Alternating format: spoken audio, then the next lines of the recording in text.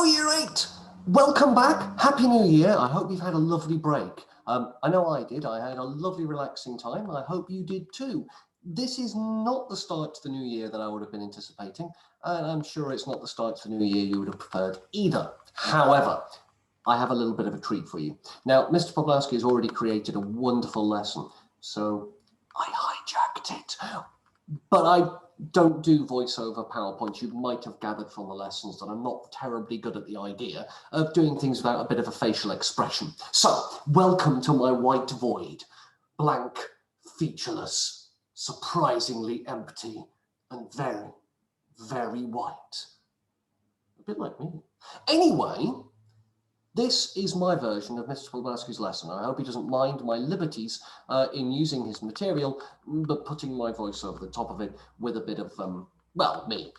So, what we're going to do today is I'm going to set up a lesson. Not every lesson will be video, by the way. I just figured the first lesson, because it's a first time back, it was useful. And I don't know, I wanted to do something a little bit special. I've got your assessments from before the holidays marked and sorted out. What I intend to do at some point when I've sorted myself out is scan them all in because I hand marked them, and that way you can see them, read my commentary in a COVID secure way at home, and you can show it to your parents and say, look how well I've done, and then we can put the relevant grades in where we need to put them, and you can feel assured that we've done something useful. So I'll do that for the next lesson. There will be a mini video on that where I just talk through the general feedback from that after you've got them in your hands. I don't propose to try and do that without you having that information. That would be unfair.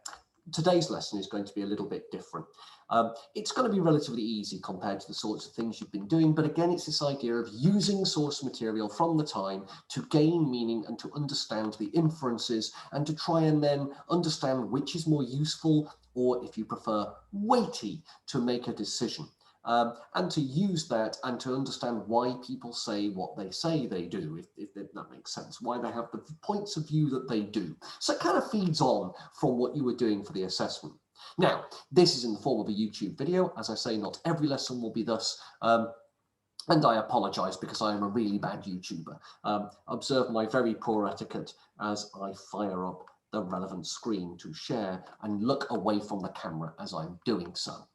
I know, it's awful. Here is the title, and if you have your history books, and you should, then you would write this at the top of your history book. You're going to stick in a worksheet. Now, I appreciate not all of you have a printer, but more on that in a moment. So your title is this: what were living conditions like in industrial towns? And of course, you're going to put the date there. That's the 6th of January, 6/1/21. Be careful with that last bit. Put it in the left-hand margin. None of the writing of the days of the week, gubbins. Put the date in the margin. Now, if you're watching this on a different date, that's fine. Just put the date in that you do it on. Shove it in the left-hand margin. That's where it belongs. Underline both of them with a ruler. You know the drill by now, but I have the opportunity to tell all of you, and so I shall.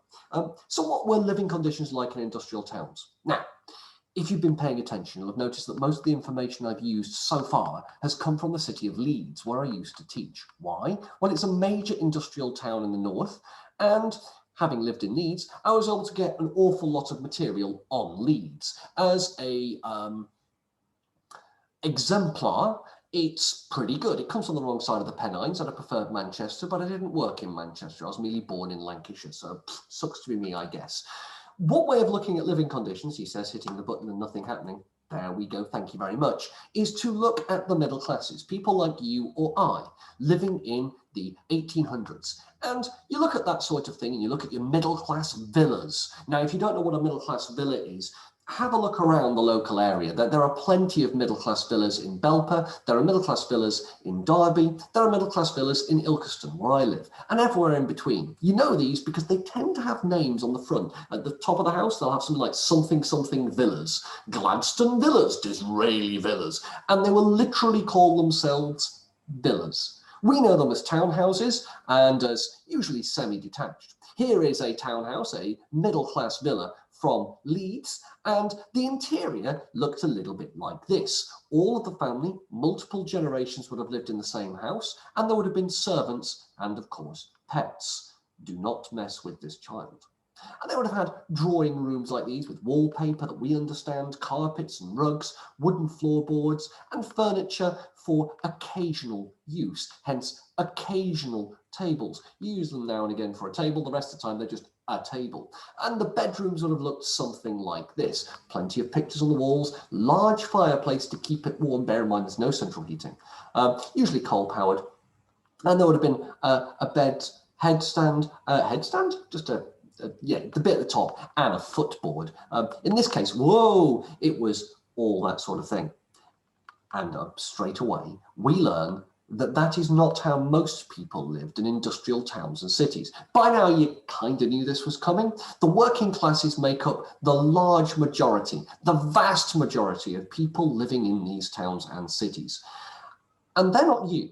You are not working class. And so in the past, you probably wouldn't have belonged to these groups. And therefore, we can be a little bit like tourists on safari.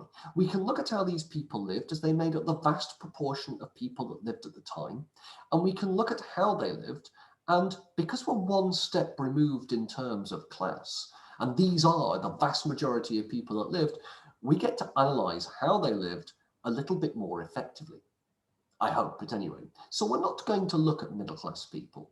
We're going to look at working-class people. And they lived in courts like these, and they lived in towns and cities like these. This is Glasgow in 1860, and it's one of my favourite images of all time, because this particular one, if I pause the share, no, wait, if I pause the share, will it actually pause the share? Oh, it's doing it again. These streets here show an awful lot of health and hazards that people have to live with. You've got the open sewer down the middle, you've got the water spout over here, you've got the doors, and each door indicates a dwelling. You've got the ones below ground value. So if that gets blocked up during a rainstorm, all that sewage is going to go into your house. You've got the washing hanging up outside of windows. You've got each window representing a room where a family would have lived, and so on and so forth. You've got the dark, cramped, damp, and difficult to navigate streets and the alleyways. Houses in the poorer part of town were overcrowded. Here is an artist's impression. Ventilation was bad, none of the windows would open. They didn't have running water. They got water from water pumps, which could be very easily infected with things like cholera. We'll look at that more later in a lesson about Bluebell Fold, also in Leeds. People kept pigs in yards and gardens because there was no other way of getting meat for the winter. And remember, they came from the countryside. Few houses had proper drainage and sewers. Where there were sewers, they didn't work properly and they leaked. There was no one to inspect them or check them. And it was dumped untreated into the river, in this case Skerne, I don't know where it's from. In Leeds, it would have been the River Aire. There was no system for collecting rubbish, except that once a fortnight, one man and a boy and a horse were employed to clean some streets after market day. That's true in Leeds as well. Otherwise, they just stayed in large, what we call midden heaps or cesspits. There's a place in Leeds where you go in summer, you can still smell, because underneath it was a cesspit and it went down several feet, around about 12, 15 feet. And there are only a few toilets called privies or water closets in poorer areas. So in one area in Manchester, for example, there was one per, I think, 352 people or something ridiculous like that. And who's going to clean that out?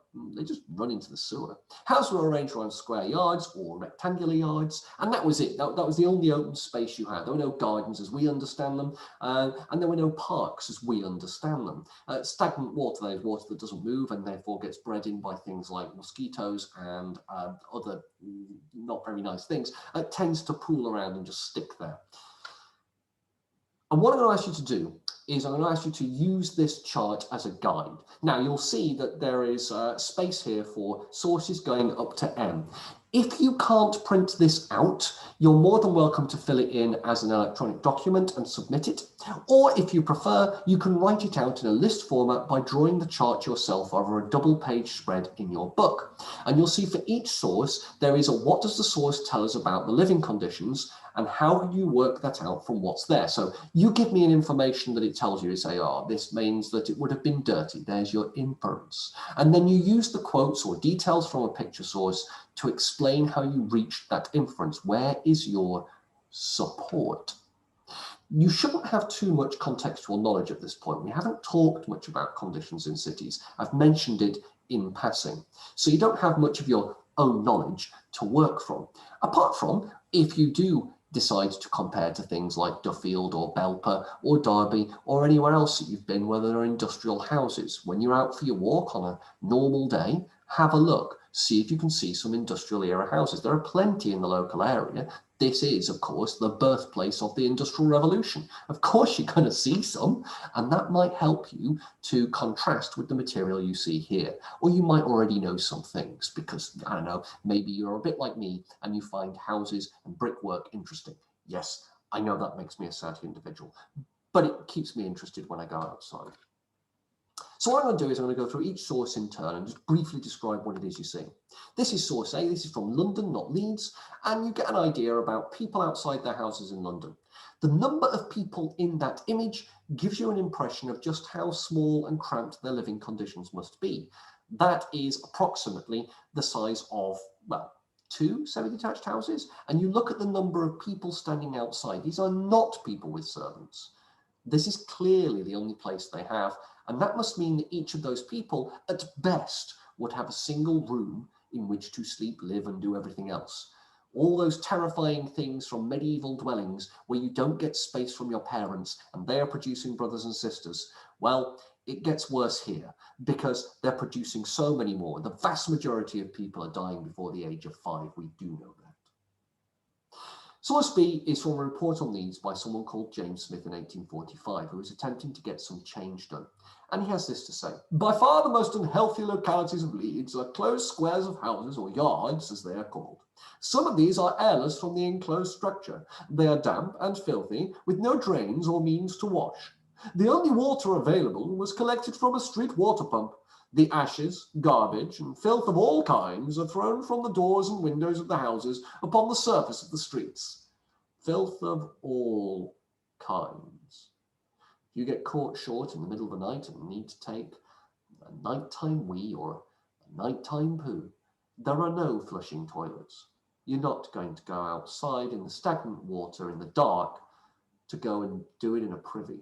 You do it in a little chamber pot that's kept under your bed, known as a gazunder, because it goes under bed.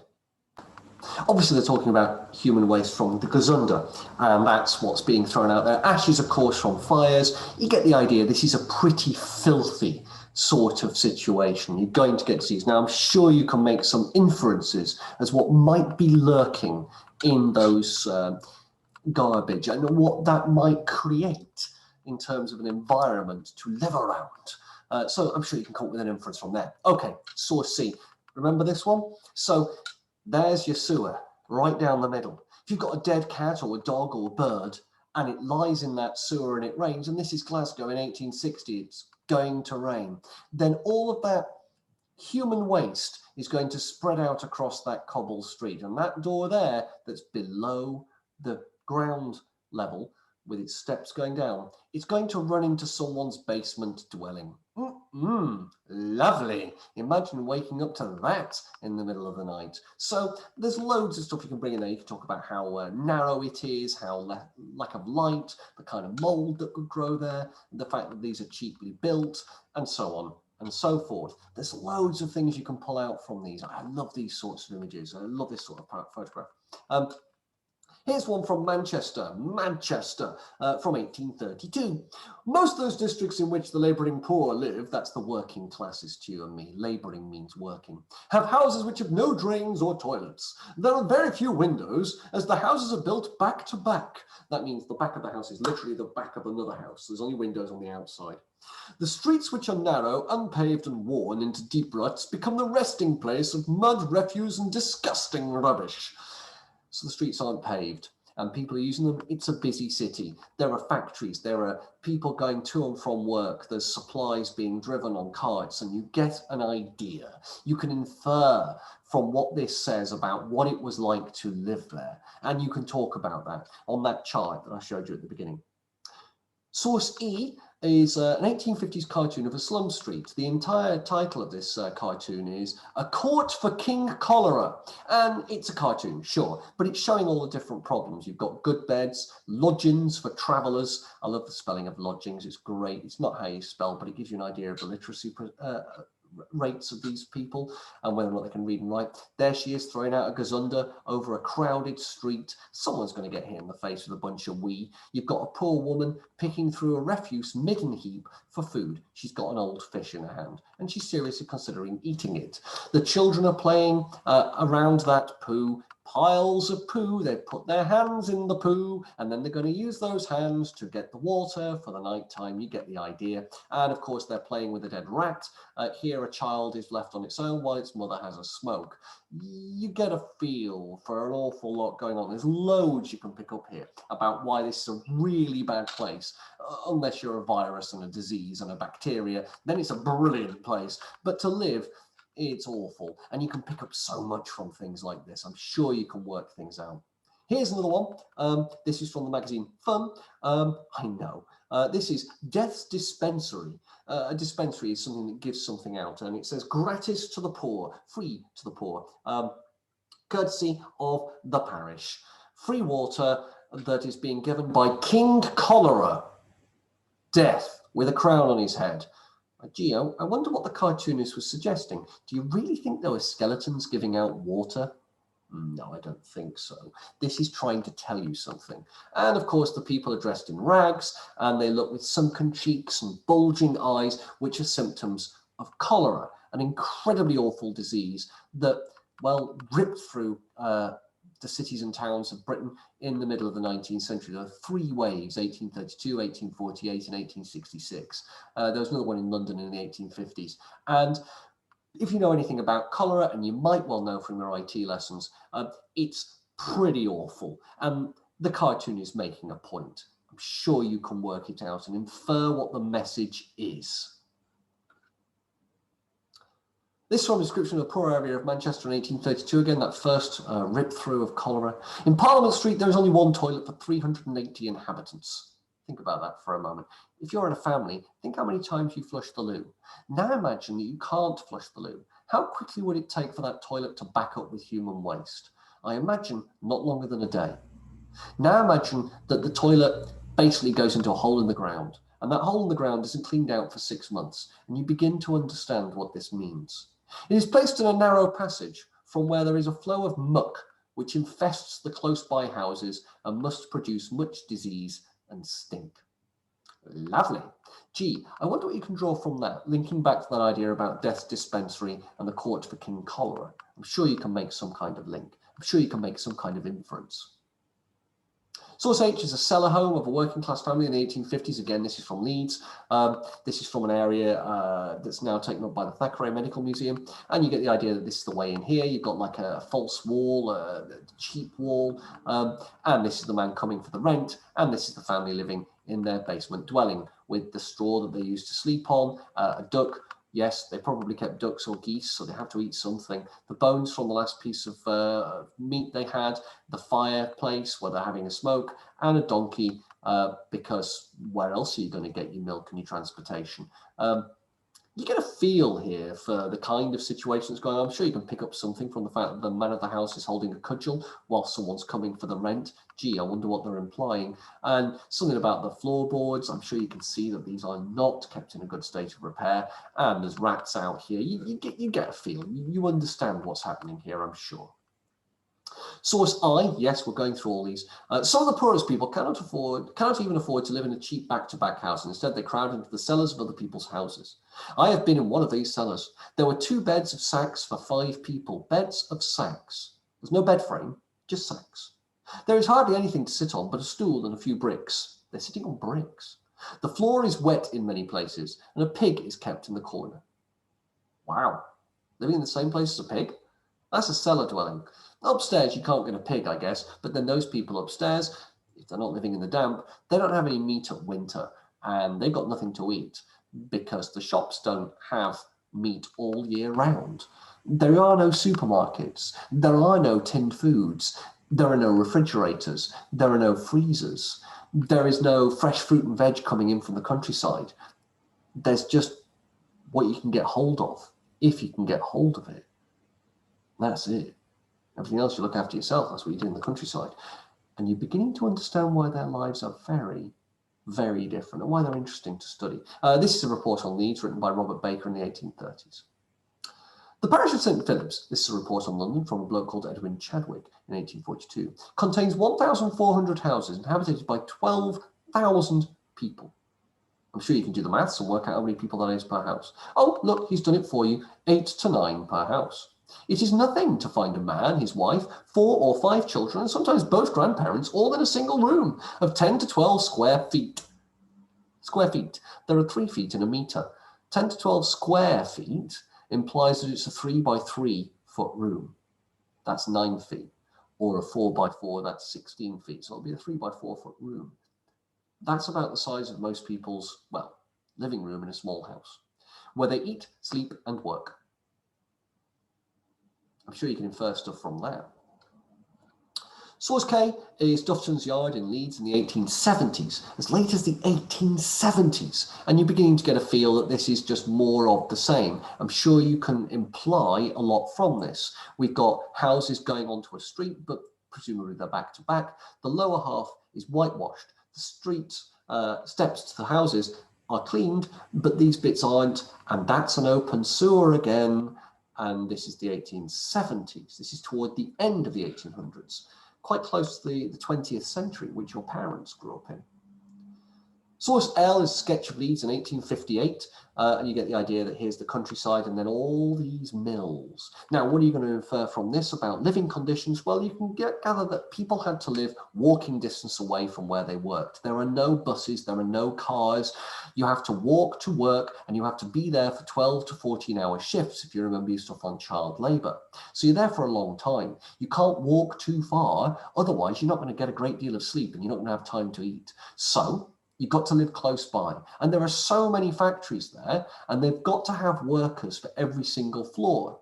You already know how small the area is they get, and you begin to understand what the conditions will be like in that town and city, in this case Leeds, just from where the chimneys are. Each chimney is a single mill or factory. Mills and factories are roughly the same thing. They just, factory is a broader term than a mill, but mills are factories. Not all factories are mills, but all mills are factories.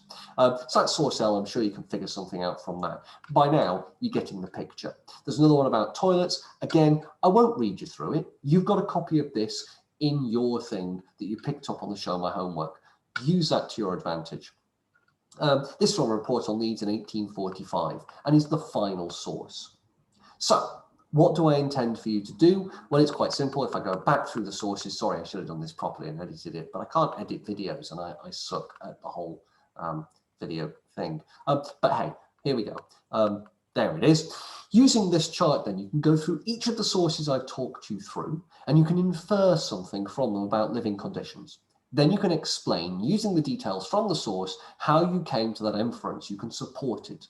This is good practice. At the end, we're going to ask you to summarize what you've discovered and try and make sense of it and compare it to your lives today. Now, were this in a lesson, I would produce this chart on an A3 sheet. So don't be shy about adding a lot of information. If you're doing it electronically, do it in a small font size. We can print it off on A3 at school, or you can bring it with teeny tiny font size and we can photocopy it for you. I really don't mind. Or if you prefer to do it by hand, take more than 2 pages. I said a double page spread, it could be more, in your exercise books as you go through. I do hope that this has made sense, and I do hope that as a first lesson back of this new lockdown, it's filled you with a bit of confidence about where we're going next. I can't promise every lesson will be a video. I genuinely can't. But I can promise that this one has been. And if you have been, thank you very much for watching, Year 8. Have a lovely rest of day, and I hope this lesson has been of interest. I look forward to seeing your filled in charts. I've put a submission guide for next Tuesday. It's midnight next Tuesday. So if between now and then you could submit that work, that'd be fantastic. I will mark it by the smiley face as usual and give you a bit of a comment just to let you know how things are going. And I will record a brief video talking about the general results of your assessments and give you all your assessments back before next week's lesson. Thank you very much. Have a lovely day. Bye-bye. Embarrassing, isn't it?